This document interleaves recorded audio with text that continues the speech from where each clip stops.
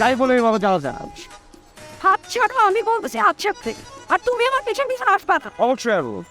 সিনক্রেট করার চেষ্টা করতেছো, আমি কিন্তু চিৎকার করবো। করো, চিৎকার করো, ডাকো, লোক ডাকো, ডাকো, বড় ধোলাই দেওয়ার ব্যবস্থা করো।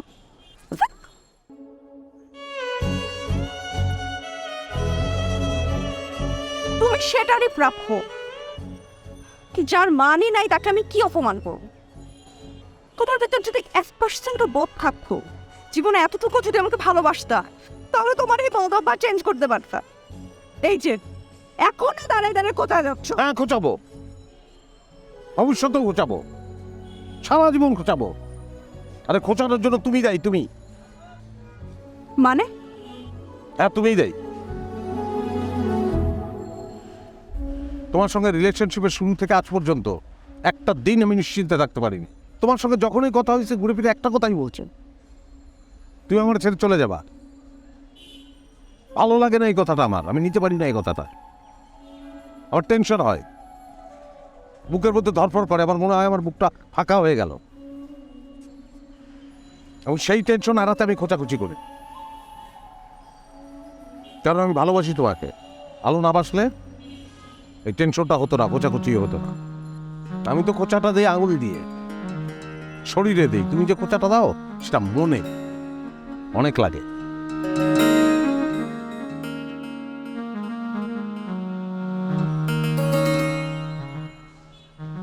আমার এই খোঁচাখুচি তো তোমার সমস্যা,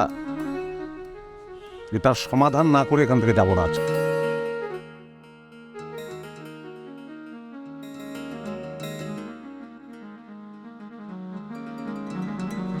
ওটাই তো সমস্যা, ভালোবাসা তো মূল্যহীন। সুতরাং আঙুল আর রাখো না, আঙুল কেটে পড়ো। ছুরি সরাও। আমি বললাম ছুরিটা ফেলো। আন্টি, ও যে ছেলে দেখতে আসছে সে আংটি পড়ে গেছে, তাই না? হুম, তাহলে আঙুল কেটে কি করবো, নিজেরই শেষ করে দিই। পাগলামি করতেছো, ছুরি ফেলো।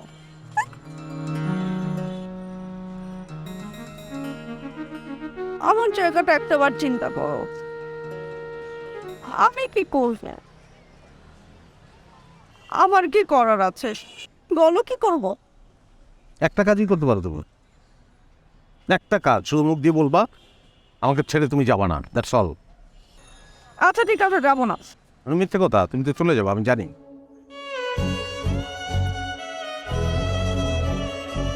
বললাম তো কখনো ছেড়ে যাও না। কেমন বিশ্বাস করতেছ না?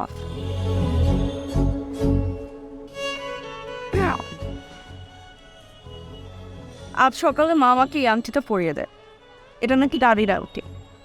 দাদির খুব ইচ্ছা ছিল তার নাতির জামাইকে সে নিজের হাতে এই আংটিটা হওয়ার। মিটে দাদি তো নাই।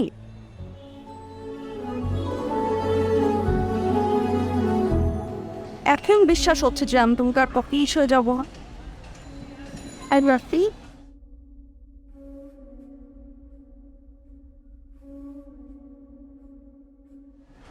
আয়